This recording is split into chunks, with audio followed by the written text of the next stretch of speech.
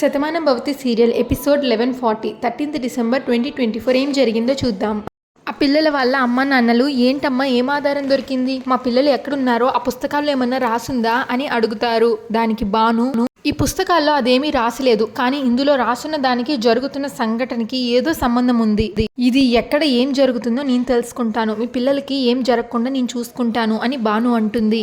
ఇన్ని రోజులు ఈ ఊరిని కాపాడే కుటుంబం నుంచి ఏదైనా సహాయం అందుతుందే తప్ప ఎవరికి ఆ కుటుంబం శాపంగా మారదు బాను అంటే అప్పుడు ఆ పిల్లల తల్లిదండ్రులు, అమ్మ మేము కూటికి పేదవాళ్ళం కావచ్చు, కానీ మా పిల్లల్ని మాత్రం మేము గుండెల్లో పెట్టుకుని పెంచుకున్నాం. మా పిల్లలు మాకు దూరం అయితే తట్టుకోవడం కష్టంగా ఉందమ్మా. దైవంలా చూసే కుటుంబం నుంచే ఇలాంటి జరిగింది అంటే ఏది నమ్మాలో ఏది నమ్మకూడదో తెలియని పరిస్థితుల్లో ఉన్నామమ్మా అని వాళ్ళ నాన్నగారు అంటాడు.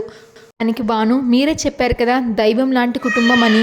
దైవం ఎప్పుడు ద్రోహం చేయదు, సాయం మాత్రమే చేస్తుంది.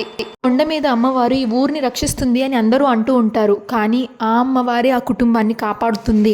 ఆ కుటుంబం ద్వారా ఈ ఊరు మొత్తాన్ని కంటికి రెప్పలాగా చూసుకునేలాగా చేస్తుంది. మురారి గారేంటో నాకు తెలుసు, ఏం జరిగింది అన్నది నేను ఖచ్చితంగా చెప్పలేకపోయినా ఇందులో మురారి గారు తప్పు లేదని మాత్రం నేను ఖచ్చితంగా చెప్పగలను అని అంటుంది బాను. నేను మీ ఇద్దరికి మాటిస్తున్నాను కదా, మీ పిల్లల్ని క్షేమంగా తీసుకొచ్చే బాధ్యత నాది. చెయ్యని తప్పుకి నింద పడితే అది ఎంత ఇబ్బందిగా ఉంటుందో నాకు తెలుసు. ఇప్పుడు ఆ పరిస్థితిని మురారి గారు ఎదుర్కొంటున్నారు. తన కొడుకు ఇలాంటి పరిస్థితి వచ్చింది అని పెద్దమ్మ గారు చాలా బాధపడుతున్నారు. మీ పిల్లల గురించి మీ అందరూ బాధపడుతున్నారు, నేను అర్థం చేసుకోగలను. అందుకే నేను ఎటువైపు నుంచి అడుగులు వేయాలో ఏం చేయాలో మొత్తం నిర్ణయించుకున్నాను. నేను అనుకున్నది చేసి తీరుతాను, ఖచ్చితంగా పిల్లలతో తిరిగి వస్తాను అని అంటుంది బాను. మీరేం టెన్షన్ పడద్దు అని అక్కడి నుంచి వెళ్ళిపోతుంది. ఇంకా ఊరి కుర్రోళ్ళు కొంతమంది వస్తారు. అక్క మేము కూడా వస్తాము, మేము కూడా నీతో పాటు వెతుకుతాం అక్క, తప్పిపోయినా మన ఊరి ఆడపిల్లల్ని వెతికి పట్టుకుందాము, నువ్వు ఒక్కదానే వెళ్ళొద్దక్క అని అంటారు.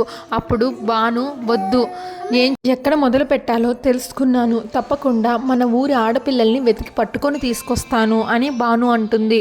నిన్నటి వరకు ఈ ఊరి వాళ్ళందరూ మురారి గారు ఉంటే చాలు గుండె ధైర్యం అని అనుకున్నారు, కానీ ఈరోజు ఆయన మీద ఒక చిన్న అపోహతో ఉన్నారు. అది నింద అని నేను నిరూపిస్తాను. మురారి గారి వల్ల ఈ ఊరి వాళ్ళందరికీ మంచి జరుగుతుంది, కానీ చెడు ఎప్పటికీ జరగదు అని నేను నిరూపిస్తాను అని అంటుంది బాను. నువ్వు ఒంటరి ఆడపిల్లవి అక్క, పైకి కనిపించే మనుషులందరూ అలాగే ఉండరు, నువ్వు ఒక్కదానివే వెళ్తాను అంటే అది ఎంతవరకు శ్రేయస్కరం అని అంటారు. నేను ఒంటరి ఆడపిల్లని కాదు, నాకు తోడుగా నా కడుపులో బిడ్డ ఉంది. అడుగు వేస్తే అడుగులు అడుగు కలపడానికి 2 కాళ్ళు ఉన్నాయి. అన్నింటికంటే ముఖ్యంగా ఈ ఊరికి మంచి చెయ్యాలి అని అనుకునే మనిషి మీద పడిన నిందని తొలగించాలి అనే దృఢమైన సంకల్పం ఉంది. అవన్నీ నాకు తోడుగా ఉండి నన్ను ముందుకు నడిపిస్తాయి అని బాను అంటే అప్పుడు ఆ పిల్లలు, నిజమే అక్క, కానీ మేము వస్తామంటే నువ్వు మమ్మల్ని ఎందుకు వద్దంటున్నావో మాకైతే అర్థం కావట్లేదు అని అంటారు. అప్పుడు బాను, ఇప్పటికే ఈ ఊర్లో అనుకోని సంఘటనలు జరిగాయి, అది ఎందుకు జరిగింది అన్నది ఎవరికి అర్థం కావట్లేదు. దీనికి ప్రత్యక్షంగానో పరోక్షంగానో నేనే కారణమని అనుకుంటున్నారు. నన్ను అభిమానించడం వల్ల మురారి గారు కూడా మాట పడ్డారు. వీటన్నింటికి నేనే సమాధానం చెప్పాలి, దయచేసి నన్ను ఎవరు ఆపద్దు అని అంటుంది బాను. ఊర్మిళ ప్రొడక్ట్ గురించి ఆ ఫార్ములా గురించి డెమో ఇస్తుంది. కార్తిక్ ఏమో టెన్షన్ పడుతూ ఉంటాడు. ఈలోగా నీలిమ వచ్చి ప్రొడక్ట్ డీటెయిల్స్ అవి తెలుసుకున్నారు కదా, మనం ఇప్పుడు లంచ్ టైం అయింది కదా, లంచ్ చేసిన తర్వాత ఫార్ములా చూద్దాం అని అంటుంది నీలిమ. అప్పుడు వాళ్ళు, పర్వాలేదు మేము ముందు ఫార్ములా చూస్తాం అని అంటారు. ప్లీజ్ సార్, మీకోసం స్పెషల్గా ఆంధ్ర వంటకాలు ఇంకా ప్రియా పికిల్స్ తెప్పించాం అని అంటుంది. ఇంకా వాళ్ళు ముందు భోంచేసి తర్వాత మాట్లాడుకుందామా అని ఊర్మిళ అంటే, ఇంకా సరే ఓకే వెళ్దామని లెగుస్తారు. కార్తిక్ ఏమో టెన్షన్ పడిపోతూ, ఏంటి నీలిమ ఫార్ములా మొత్తం పాడైపోయింది, వాళ్ళని లంచ్ అని చెప్పి ఆపావు, లంచ్ తర్వాత అయినా మనం ఫార్ములా చూపించాలి కదా, ఏం చేయబోతున్నావు అని అడుగుతాడు. అప్పుడు నీలిమ, చూడు కార్తిక్, ఇలాంటి టైంలో టెన్షన్ పడి ప్రయోజనం లేదు, ఖచ్చితంగా మనం ఇంకో మార్గాన్ని ఆలోచించాలి. బాను ఉంటే బాగుండేది అని ఆంటీ అన్నారు.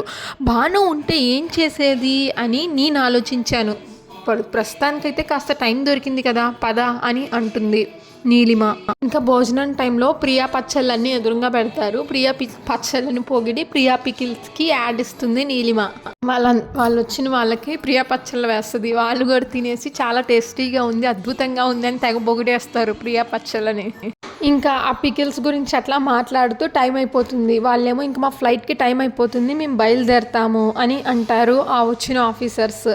ఇంకా నీలిమనేమో ఎలాగో మీకు మా మీద నమ్మకం వచ్చింది కాబట్టి మేము మీకు ఆ ఫార్ములాని తర్వాత పంపిస్తాము, ఇద్దరం కలిసి పెద్ద బిజినెస్ ఎంపైర్ని స్టార్ట్ చేద్దాము, ఫార్ములా చూసిన తర్వాత మీకు అభ్యంతరం లేకపోతే అని అంటుంది నీలిమ. అప్పుడు ఆ ఆఫీసర్స్ పర్వాలేదు, చెప్పాను కదా మీ సంస్థ మీద మాకు చాలా నమ్మకం ఉంది, డెఫినెట్గా మీరు ఆ ఫార్ములాని అద్భుతంగా చేస్తుంటారని మేము నమ్ముతున్నాము, మీరు ఆ ఫార్ములా మాకు పంపించండి, మిగిలిన అగ్రిమెంట్స్ అన్ని మనం తొందరలోనే చేసుకుందాం అని అంటారు వచ్చిన ఆఫీసర్స్. వాళ్ళు బయలుదేరిపోతుంటే ఏం చేయాలో అర్థం కాక ఆ ఫార్ములా కాల్ చేసిన ఆఫీస్ అబ్బాయి, ఆఫీస్ స్టాఫ్ ఆ వచ్చిన ఆఫీసర్కి మెసేజ్ పెడతాడు ఏదో. అది చూడంగానే ఆ ఆఫీసర్, ఊర్మిళ గారు ఎలాగో వచ్చాం కదా ఒకసారి ఆ ఫార్ములా చూపిస్తారా అని అడుగుతాడు. ఫార్ములా ఒకసారి చూపించండి, డీటెయిల్స్ తెలుసుకున్న తర్వాతే మేము ఫ్లైట్ ఎక్కుతాము, వేరే ఫ్లైట్ అయినా బుక్ చేసుకొని అని అంటారు. ఇప్పుడు కార్తిక్, అదేంటి సార్ ఇప్పుడే కదా తర్వాత పంపించమని చెప్పారు అని అంటాడు. అప్పుడు ఆఫీసర్స్, అదే సార్ అదే అనుకున్నాము, కానీ ఎలాగో ఇంత దూరం వచ్చి ఫార్ములా చూడకుండా వెళ్ళడం ఎందుకు అని అంటాడు. కానీ నీలిమ చేసేది లేక, పర్లేదు సార్ మీరు ఎలా అంటే అలాగే, పదండి కాన్ఫరెన్స్ రూమ్కి వెళ్దామని వాళ్ళని రూమ్కి తీసుకెళ్తుంది నీలిమ. ఆఫీస్ స్టాఫ్, నీలిమ ఇంకా నాటకాలు ఆడదాం అనుకుంటున్నావా, నువ్వు దొరికిపోక తప్పదు, ఈ ప్రాజెక్ట్ క్యాన్సిల్ అయిపోతుంది, ఆఫీస్ పరువు పోతుంది అని అనుకుంటాడు ఆ ఆఫీస్ స్టాఫ్. ఇంకా మురారి జైల్లో ఎస్ఐ గారు, నన్ను నమ్మండి, అసలుకి ఆడపిల్లలు, అందులోనూ చిన్నపిల్లలు, వాళ్ళ గురించి నాకు భయంగా ఉంది, నాకు ఒక్కరోజు టైం ఇవ్వండి, వాళ్ళు ఎక్కడున్నా సరే వెతికి తీసుకొచ్చి మీ ముందు నిలబెడతాను అని అంటాడు మురారి.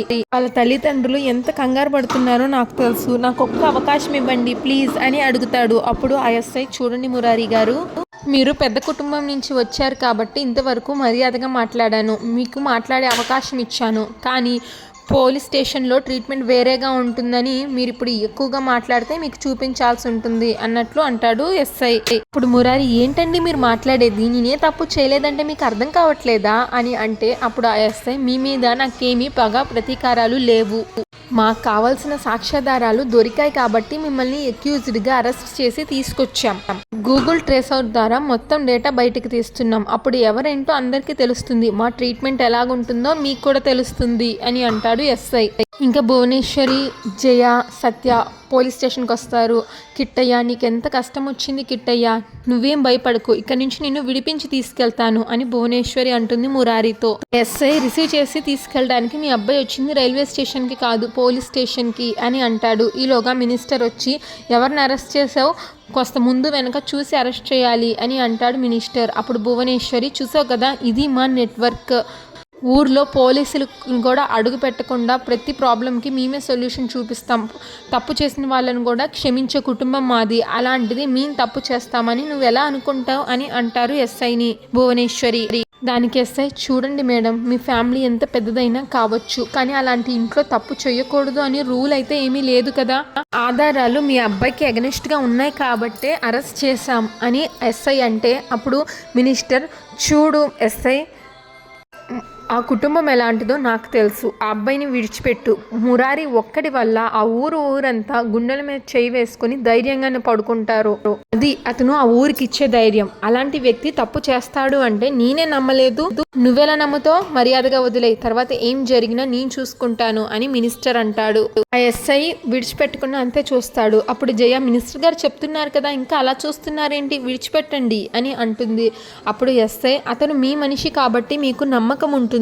ఎస్ఐ మినిస్టర్తో అంటాడు, మినిస్టర్ గారు, ఇది చిన్నపిల్లల కిడ్నాప్ కేసు, చిన్నపిల్లల విషయంలో పోలీసులు ఈ డిపార్ట్మెంట్ ఎంత శ్రద్ధగా ఉంటుందో మీకు తెలుసు, ఇతనికి అగెనిస్ట్గా ఆధారాలు దొరికాయి కాబట్టే కస్టడీలోకి తీసుకున్నాం, దయచేసి అర్థం చేసుకోండి అని ఎస్ఐ అంటాడు. అప్పుడు సత్య, ఎంతమంది చెప్తున్నా మీకు అర్థం కావట్లేదా, మీరు మినిస్టర్ గారి కంటే పెద్దవారు అని అనుకుంటున్నారా అని ఎస్ఐని అంటుంది సత్య. అప్పుడు భువనేశ్వరి, సత్య, ఎస్ఐ గారు చెప్తున్నారు కదా, అన్ని ఎంక్వైరీలు జరుగుతున్నాయని చెప్తున్నారు కదా, ఎంక్వైరీలోనే నా కిట్టయ్య తప్పు చేయలేదు అని తెలుస్తుంది, నాకు నమ్మకం ఉంది. భువనేశ్వరి మినిస్టర్తో ఇలా అంటుంది, మినిస్టర్ గారు, మీరు మా కోసం ఇంత దూరం వచ్చినందుకు చాలా సంతోషం, కానీ నేను మాత్రం నా కొడుకుని తీసుకునే బయటకు వస్తాను, నా కొడుకు బయటకు వచ్చేంత వరకు నేను ఇక్కడే ఉంటాను అని అంటుంది. అప్పుడు మినిస్టర్, అది కాదు మేడం, నేను చూసుకుంటాను, మీరు వెళ్ళండి అమ్మా అని మినిస్టర్ అంటే, మురారి కూడా, అవునమ్మా తప్పు చేయనప్పుడు భయపడాల్సిన అవసరం లేదు అని మురారి అంటాడు. అంటాడు. దానికి భువనేశ్వరి, నేను ఉంటా అంటున్నది భయంతో కాదు, బాధతో ఉంటా అంటున్నాను. నువ్వు ఇక్కడ ఉన్నంత వరకు నేను అక్కడ ఎంత నలిగిపోతున్నానో నా మనసుకే తెలుసు. ఇంకా మురారి, అమ్మ మీరు ముగ్గురే వచ్చారు, మరి రాధొక్కతే ఇంటి దగ్గర ఉందా అని అడుగుతాడు. దానికి సత్య, లేదు మావయ్య, ఈ కేసుని తనే ఛేదిస్తానని, ఆ అమ్మాయిని ఖచ్చితంగా పట్టుకొని తిరిగి వస్తానని ఊరందరి ముందు శపథం చేసి అక్కడికో వెళ్ళింది అని అంటుంది సత్య. ఎన్నో స్టేషన్ నుంచి బయటకు తీసుకొచ్చేంత వరకు తను అసలు ఇంటికే రానని ఏదో గొప్పగా చెప్పి బయటకు వెళ్ళింది అని అంటది సత్య. అప్పుడు మురారి ఆలోచిస్తాడు, తను నిండు గర్భిణి, ఎంక్వైరీ చేయడానికి ఒక్కతే బయటికి వెళ్ళిందా, పాపం రాధా నీకేమవుతుందో అని నాకు భయంగా ఉంది అని అనుకుంటాడు మురారి తన మనసులో. మినిస్టర్ గారు మీరు బయలుదేరండి అని భువనేశ్వరి అంటే మినిస్టర్ వెళ్ళిపోతాడు అక్కడి నుంచి. ఇంకా ఆశ్రమంలో సావిత్రమ్మ పెద్దావిడిని ఆదిలక్ష్మి ఏమార్చడానికి ప్రయత్నిస్తుంది. చూడండి అమ్మ, మనుషులు బయటికి ఎంత మంచిగా గొప్పగా ఉన్నా వాళ్ళ ఆలోచనలు లోపల వేరే ఉంటాయి. అంత పెద్ద కుటుంబం నుంచి వచ్చిన వ్యక్తి ఇలాంటి పని చేస్తాడు అంటే ఎవరైనా నమ్ముతారా అని అంటుంది ఆదిలక్ష్మి. దానికి సావిత్రమ్మ, నేను నమ్మలేకపోతున్నాను, మురారి గురించి నేను కూడా విన్నాను, ఆ ఊరి మొత్తాన్ని ఆ కుటుంబం కంటికి రెప్పలాగా కాపాడుకుంటుందని విన్నాను, అంత గొప్ప వ్యక్తి ఇలాంటి పని చేస్తాడు అంటే నాకు నమ్మబుద్ధి కావడం లేదు లక్ష్మి అని సావిత్రి అంటుంది. ఇప్పుడు ఆదిలక్ష్మి, అమ్మ మీ మనసు మంచిది కాబట్టి మీరు ఇలా ఆలోచిస్తున్నారు, కానీ ఇలాంటి పనులు చేసేవాళ్ళు అందరి దృష్టిలో మంచిగా గొప్పగా బతుకుతారు. నిజాలు బయటకు వచ్చినప్పుడే వాళ్ళ నిజ స్వరూపం, అసలు స్వరూపం బయటకు వస్తుంది. ఏ సాక్ష్యాధారాలు లేకుండానే పోలీసులు అయితే అరెస్ట్ చెయ్యరు కదా. పోలీసులు ఆధారాలు ముందు వెనక సాక్ష్యాధారాలు మొత్తం చూసుకున్న తర్వాతే తీసుకువెళ్తారు. కానీ మన దగ్గర పెరిగిన రాధ, మీరు కూతురుగా చూసుకున్న రాధ వాళ్ళ ఇంట్లోనే ఉంటుంది. ఆ పిల్ల పరిస్థితి ఏంటో అని నాకు భయంగా ఉందమ్మా అని ఆదిలక్ష్మి అంటుంది సావిత్రితో. నేను ఎన్నోసార్లు రాధతో మాట్లాడాను. రాధ నాకు చాలాసార్లు చెప్పింది, ఆ కుటుంబం గురించి చాలా గొప్పగా చెప్పింది. మరీ ముఖ్యంగా మురారి గురించి ఎంతో ఉన్నతం గల వ్యక్తి అని, ఎవరికైనా కష్టం అంటే తను ఇట్టే కరిగిపోతాడు అని రాధ నాతో ఎన్నోసార్లు పంచుకుంది. ఈ రోజు ఇలా జరిగిందంటే నాకు అనుమానంగానే ఉంది అని అంటుంది సావిత్రమ్మ. దానికి ఆదిలక్ష్మి, చెప్పాను కదమ్మా, అన్యం పుణ్యం తెలియని పిల్లల్ని మీరు చేరదీశారు, అనాథల్లా కాకుండా అమ్మలాగా మీ కడుపును పుట్టినట్లుగా చూసుకున్నారు, అంత గొప్ప మనసు మీది, అందుకే మీకంతా మంచిగానే కనిపిస్తుంది అని అంటుంది ఆదిలక్ష్మి. కానీ మీరు అనుకుంటున్నట్టు ప్రపంచం లేదమ్మా, పచ్చని పైరులో కూడా కలుపు మొక్కలు ఉన్నట్టు ఇలాంటి వాళ్ళు ఉంటారు, వాళ్ళతో చాలా జాగ్రత్తగా ఉండాలి అని ఆదిలక్ష్మి అంటుంది. ఆదిలక్ష్మి సావిత్రమ్మకి ఎక్కిస్తూ ఉండగా భాను అక్కడికి వచ్చి ఆదిలక్ష్మిని చాలా కోపంగా చూస్తుంది.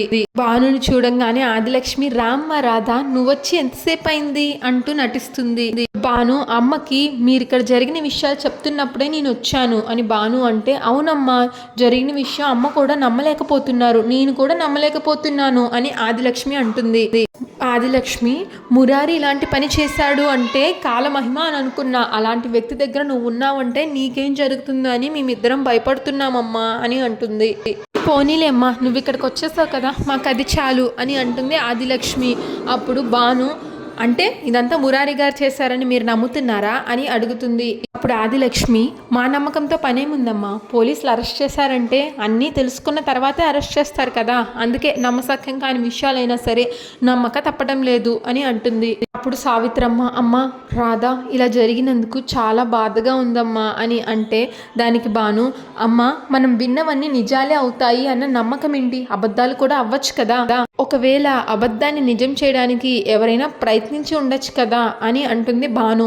మురారి గారు ఏంటో ఇన్ని రోజుల నుంచి చూస్తున్నాను, నా గతం ఏంటో తెలియని నాకే ఆయన ఎంత ఉన్నతమైన వ్యక్తో తెలిసింది.